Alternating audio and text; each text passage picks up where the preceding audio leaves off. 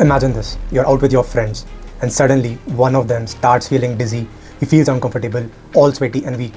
You know that he hasn't had anything from morning, so most probably his blood sugar level is dropping. You rush to a general store nearby and you have three options: Coca-Cola, banana and protein bar. Which one you're going to choose for him so that he recovers quickly? Well, Ronaldo obviously doesn't consume Coca-Cola, but if suppose your friend happens to be Ronaldo, you have to give him that Coca-Cola. Because in such situations, when you're out on the street, the only way to deal with low blood sugar level is to give them a sugary drink as soon as possible. So if sugar is helpful in such situations, then how can it be a poison or something bad? Most athletes use sugar to enhance their performance, especially the ones in marathons and powerlifting. It is also given to patients who are critically ill and they need immediate energy to fight for their life. So basically we can say that sugar is a substance which is life-saving and performance enhancing, but only if used properly and not abused. I normally add a teaspoon of sugar to my tea during my video creation process because I'm aware of the fact that this is going to help my productivity in some way. But at the same time, I'm also aware of the fact that because of this little sugar I'm having, I'm going to get some sugar cravings later in the evening. But does it make sugar a poison or an evil substance? No, because we have to focus on the positives of it. But why is it so important to have this awareness?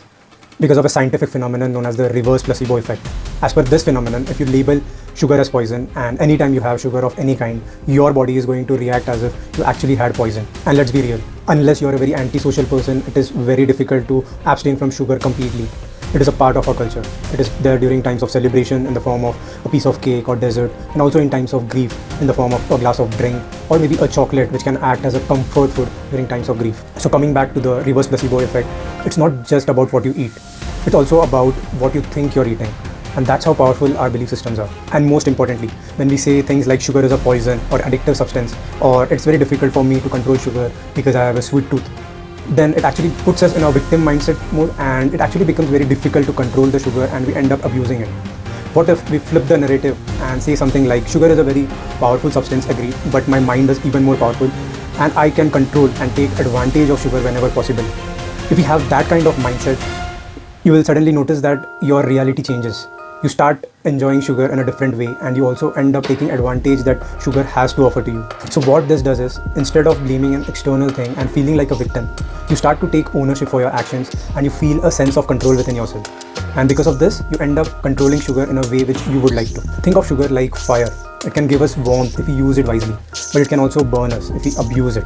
Okay, so till now we understood the potentiality of sugar through the physiological dimension. We understood how the insulin spike helps in peak performance and during recovery. And through the psychological dimension, we understood how labeling sugar as poison can be truly harmful for us because of the nocebo effect. Now let's look at the final dimension, the spiritual dimension. And for this, I want you to think about the one quality which makes Lord Shiva the god of gods, which is that one quality which separates him from all the other gods. You may have guessed it right. He treats each and everything around him equally. For him, he could see potential in each and everything around him, meaning for him devas, asuras or even animals, all are equal. In the same way, if we can see potentiality in each and everything around us, in this case being sugar, we can use it to our advantage. Because I strongly feel that the person who wins or the person who is the best amongst the best in whatever they do, they have a wide range of weapons or tools in their arsenal. And remember, if Lord Shiva can accept demons without fear and judgment, I think we as humans can accept sugar as a powerful food because it's not about avoidance. It's about control and mastery. And when we talk about mastery, the first step is to develop a perspective which is helpful.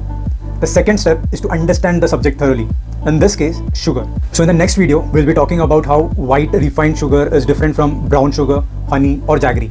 And most importantly, how we can use all of them to our advantage in different situations. And also about one of the most controversial topics on the net. Are artificial sweeteners safe? If yes, how can we use them to our advantage? If this video made you think differently, then hit the like button and share it with someone who is struggling with food or sugar cravings. I'll see you in the next one.